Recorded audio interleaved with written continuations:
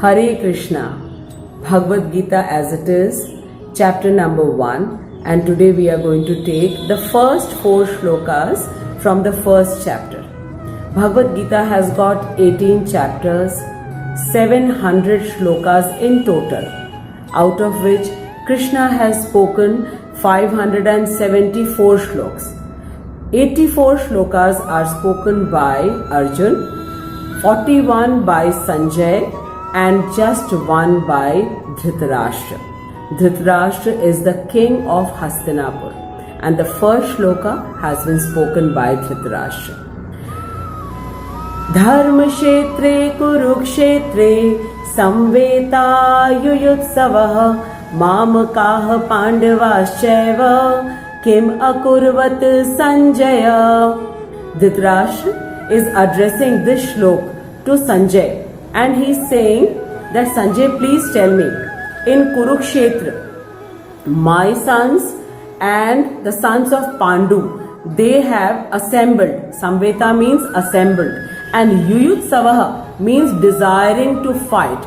And where have they assembled? They have assembled in Kurukshetra, which is Dharmkshetra. Dharmkshetra meaning pilgrimage, where all the demigods and goddesses used to visit. So now, Dhritarashtra is tensed and he is fearful because in Dharmkshetra it will have its own influence. So he is wanting to know that Mamakaha Pandavaschaiva Kim Akurvat Sanjay. Kim Akurvat meaning what are they doing? So Dhritarashtra, he knows very well that they have assembled there to desire to fight, in the desire to fight.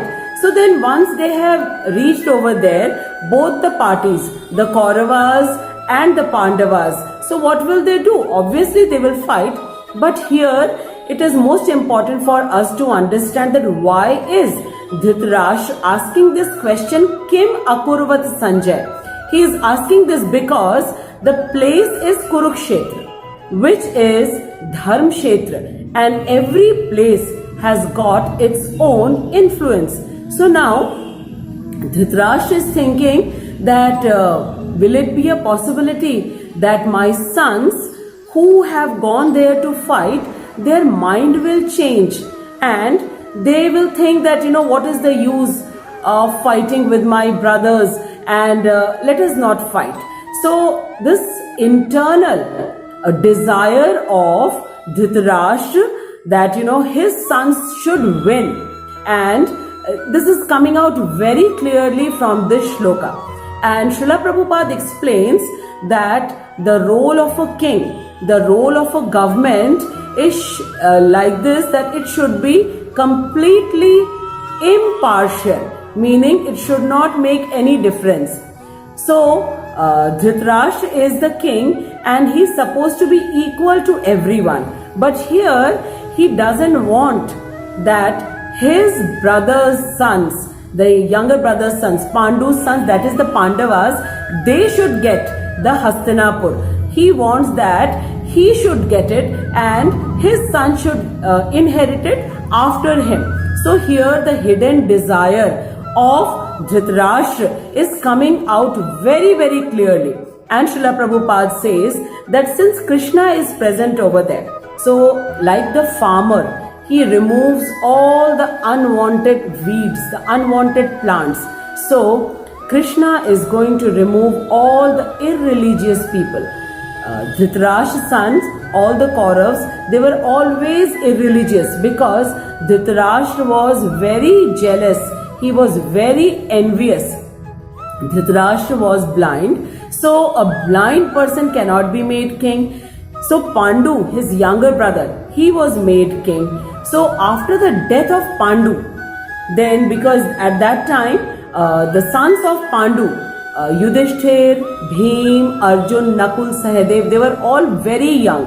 So they were under the protection of Dhritarashtra, then Bhishma Pitamaha, they were their guardian at that point of time. So Dhritarashtra was thinking that I did not get the throne to rule. So after me, I want my sons to get it, and he never wanted to do the justice and to give it to the sons of Pandu. And moreover, because Dhritarashtra's sons, they were very irreligious, so they never had a chance to get the throne, because irreligious people, they cannot become the king. But it was the hidden desire of Dhritarashtra that his sons should win. So that is why he is asking Sanjaya that what are they doing there? Because he is doubtful. He has fear in his mind that possibly his sons will forget the enmity and they will think of not fighting with the sons of Pandu. So it is very clearly coming out the character of Dhritarashtra in the first shlok. Now in shlok number 2, Sanjay uvacha दृष्ट्वा तु पाण्डवानीकं व्यूढं दुर्योधनस्तदा आचार्यम् उपसंगम्य राजा वचनम् अब्रवीत्. Now Sanjay is answering this to Dhritarashtra that your son Duryodhan, first he looked at the army arrangement of the Pandavas, and then he has moved, he has approached to his teacher Acharya Dronacharya. Now here he has mentioned Duryodhan as Raja. Drishtava tu Pandavanikam Vyudham Duryodhanastada. After seeing the military arrangement of the Pandavas, now he is approaching towards Acharya. Acharyam Upasangham Raja Vachanam Abravit. He has Sanjay has addressed Duryodhan as Raja. Now here it's an important thing for us to understand that when the war has not started, why has Sanjay addressed Duryodhan as Raja? It is because it has got 2-3 reasons.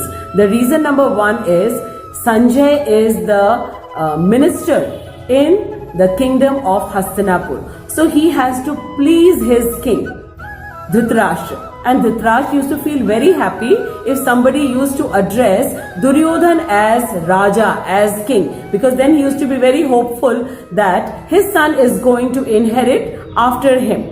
And the reason number 2 is this, that Duryodhan was excellent in his political mind.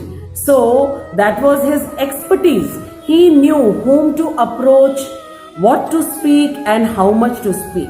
So in the shlok, Sanjay is saying that, O king, your son, he has approached the teacher Drona. And now in the next shlok, we are going to come to know that what has he spoken.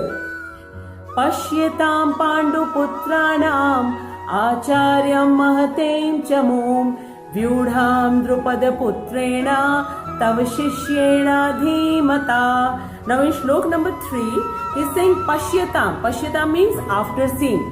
Pandu Putranam, after seeing the army of the Pandu's son, which was very big, huge, Mahatim Chamu. Vyudham Drupada Putrena Tav Shishyena Dhimata. Now it's very interesting to know here that he is saying that Vyudham Drupada Putrena. Who is Drupad? Drupad is the father of Draupadi. And here Drupad's son, Drupada Putrena, Drupad's son, he is the commander-in-chief of the army of the Pandavas. So now Duryodhan wants to bring it to the notice of Acharya Drona that, oh Acharya, he is saying it very respectfully, though he is very fearful from inside, but he doesn't want to show this. This is his political expertise, and he is showing too much of respect to his teacher, and he's saying, Oh Acharya, your very intelligent student, that is Drishtadyumna, who is the son of Drupad. So here it is mentioned, Drishtadyumna's name is not mentioned here. He is very intelligently saying Drupada Putrena. So now here it's very interesting for us to know that why did he mention Drupad? It is because that Acharya Drona and Drupad, they were childhood friends, and as a child, Drupad once promised Acharya Drona that when he grows up and when he becomes king, so he will give half of his kingdom to Dronacharya. Now when he grew up, Dronacharya was Brahmin, so he was poor, and once after the marriage of Dronacharya, his son, he was hungry and there was no milk at home. So Dronacharya just remembered the promise of Drupad that he will give him half kingdom. So he went to his friend, childhood friend, to Drupad, and Drupad insulted him very badly, and he just threw him out from his palace and refusing even to acknowledge him and even to recognize him. So that was very much insulting for Dronacharya. So then Dronacharya also, he thought that somehow he is going to take the revenge. So then he had trained his students, that is Kauravas and Pandavas. So when Kauravas came to know that their teacher Dronacharya was insulted by Drupad, so they went to take the revenge, but they were badly beaten by Drupad. Then Pandavas went, and Pandavas, they had defeated Drupad, and they tied Drupad and they brought him to Acharya Drona. So that is how the childhood story was there. But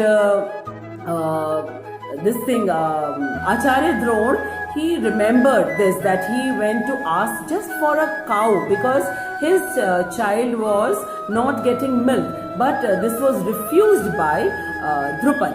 So when Drupad got defeated by the Pandavas, and then Drupad also felt very insulted, and he was thinking that somehow he has to take the revenge.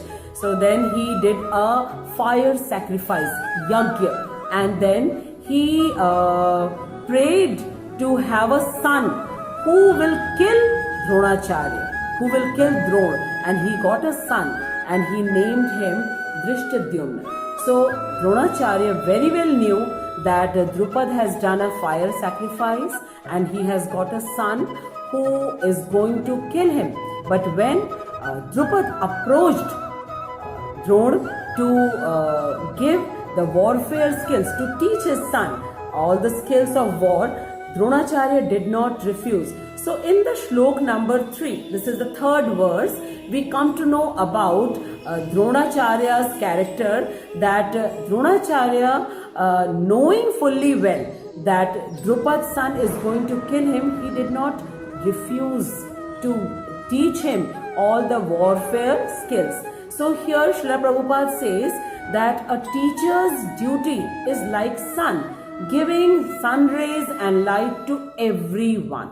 So in this third shlok, very clearly Acharya Drona's character has been portrayed. So we come to know that Acharya Drona, he was doing his duty and not thinking about the result, which is the main essence, the core essence of the teachings of Bhagavad Gita. Now we come to shlok number 4.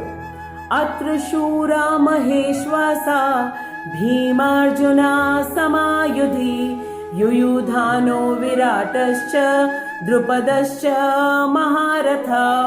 Now here Duryodhana is saying Atra shura maheshwasa, meaning here Shura means Veer, or all brave warriors are like Bhim and Arjun. Now very specifically he has mentioned the two names Bhim and Arjun because Duryodhan is very well aware of the military strength of Bhim and Arjun. And then further he says that Yuyudhano Viratascha Drupadascha Maharatha. So it means that it is not only Drupad's son from whom he was afraid, from whom he was very nervous, that because he knows the warfare skills of Drupad, who has been the most intelligent student of Dronacharya. So he is saying that all the others are like Bhim and Arjun. Bhim Arjun Samayudhi. Sama means they are equal to Bhim and Arjun. And Duryodhan knew it very well that if he will be killed, it will be only by Bhim. And he knew it very well that Arjun, he was the best archer and the most favorite student of Dronacharya.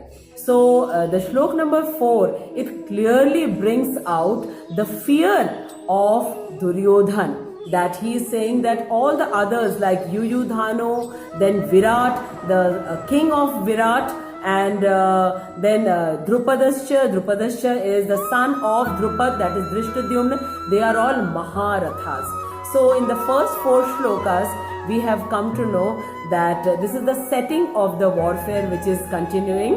And now in the next video we will come to know that what happens in the next shlokas.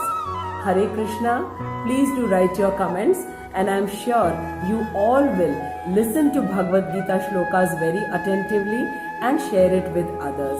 Jagat Guru Srila Prabhupada ki jai. Hare Krishna.